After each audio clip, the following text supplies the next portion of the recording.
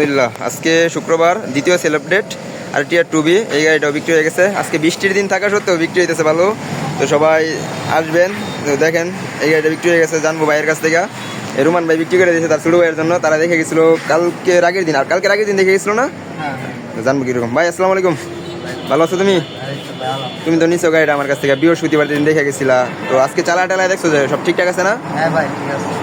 দাম নিয়ে কোনো বাধা বলছে তোমাদের সাথে? মানে অন্য জায়গা থেকে কম রেটে পাওয়া যায় তো নাকি? 2019 সালের রেসিং বাইক নাকি? কাগজ 18 পাইছো?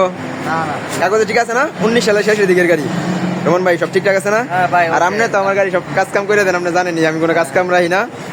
তো যদি কেউ গাড়ি কিনে তোমার বন্ধু বান্ধব আমার কাছ থেকে কিনতে বললো, হ্যাঁ হ্যাঁ, অবশ্যই। সাবধানে চালাও। তো আমাদের আরো কালেকশন আছে, কারো লাগে যদি আমাদের সাথে যোগাযোগ করেন। ঘরভর্তি কালেকশন বিক্রি হয়ে গেছে অনেকগুলাই, খালি হয়ে গেছে শোরুম। তো আমাদের লোকেশন শিষ্টর বাজার, ঢাকা মহাসড়কের পূর্ব পাশে মিজান বাইক গ্যালারি, শোরুমের নাম। সবাই আসবেন, দেখবেন, চালাইবেন, তারপর গাড়ি নেবেন, ইনশাল্লাহ প্রতারিত হবেন না। তো ধন্যবাদ সবাইকে, আসসালামু আলাইকুম।